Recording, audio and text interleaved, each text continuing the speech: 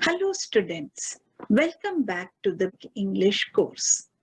I am Dr. Vidya Patil, serving as Assistant Professor of English at Government First Grade Women's College, Bidar. In today's video, I will be discussing with you about dances. In this lesson, you will be introduced to the various dance forms of India. Through this lesson, you will be able to understand the variety and diversity which is found in our culture. Also, you will know that the coexistence of these diverse cultures is the speciality and the trademark of our country.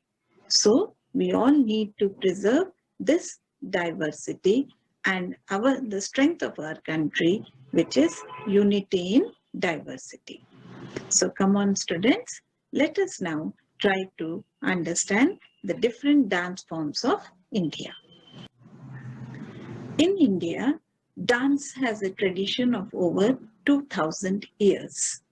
There are two main dance forms, which are the classical dance and the folk dance. Any dance form to be considered as classical has to adhere to the guidelines which have been laid down by the ancient manuscript called Natya Shastra, which explains the art of acting. The Sangeet Natak Academy currently has conferred the status of classical dance to 8 Indian classical dance styles. These are Bharatnatyam from Tamil Nadu, Kathak from North India, Kathakali from Kerala, Kuchipudi from Andhra Pradesh, Manipuri from Manipur, Mohiniyattam from Kerala, Odissi from Orissa, and Satriya, which is an Assamese dance form. Folk dances in India vary from one region to the other. They have no specific set of rules and generally fit in with the scheme of religions which are celebrated in each particular region.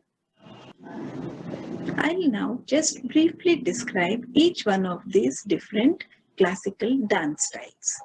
The first dance style which we will try to understand is Bharatnatyam.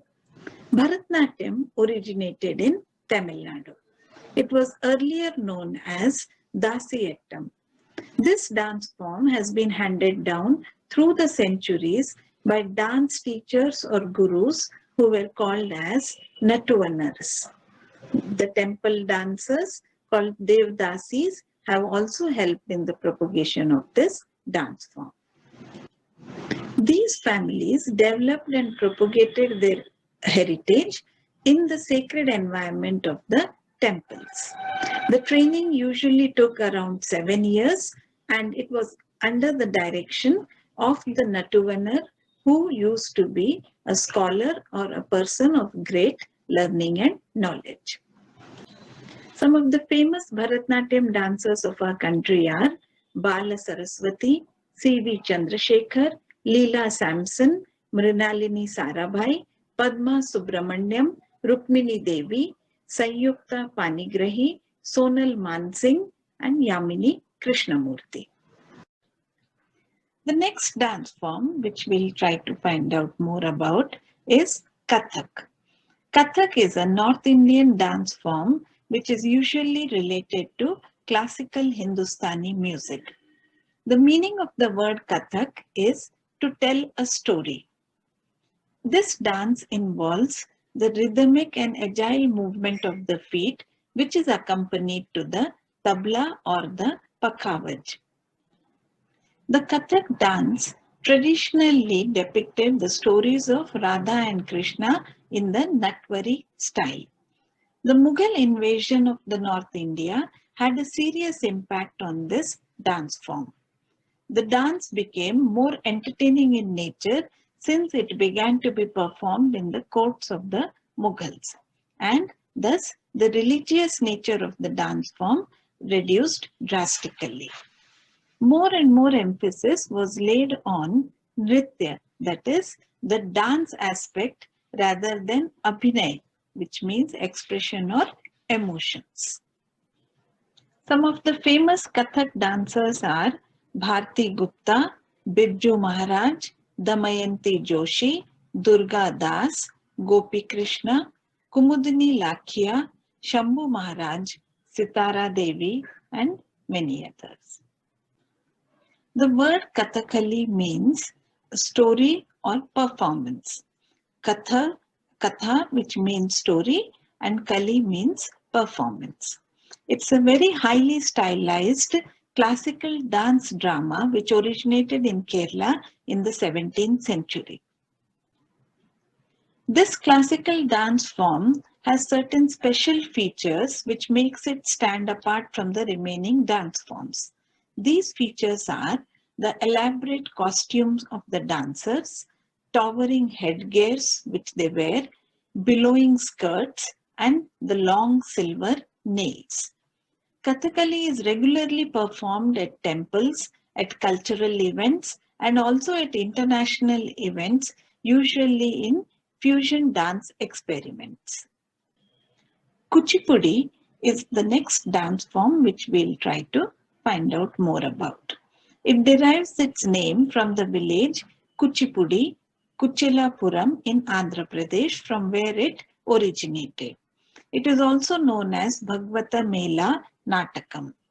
The dance style is a blend of the folk and the classical dance where the actors sing and dance. Kuchipudi has more freedom and fluidity when compared to the other classical dance forms. The next dance form which we'll try to understand is Manipuri. The Manipuri dance style was originally called Jogai, which means circular movement.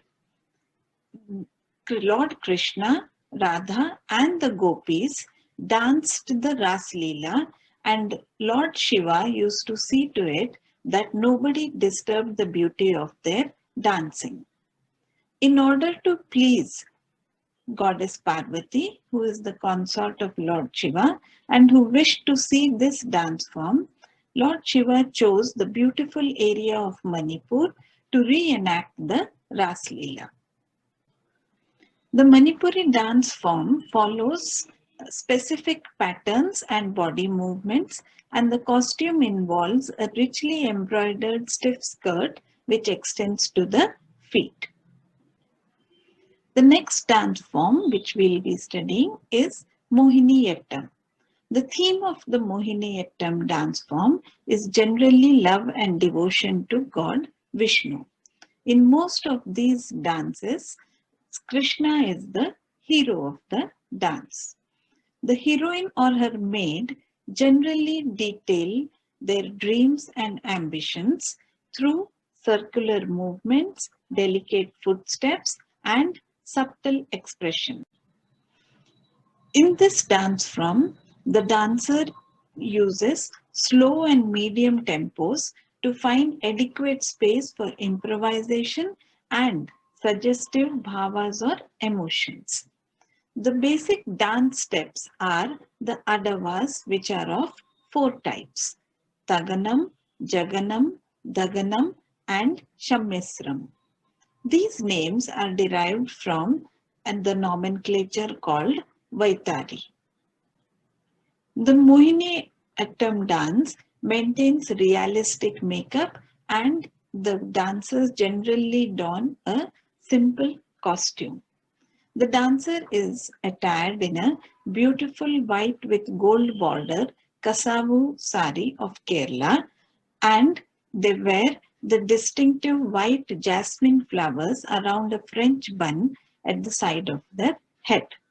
Some of the famous Mohiniyattam dancers are Kalamandalam Kshemavati, Kalak Rele, Kalamandalam Satyabhama, Bharti Shivaji, and Sunanda Nair. The next dance form, which is Odissi, is one of the oldest surviving classical dance forms of India. It is based on the popular devotion to Lord Krishna.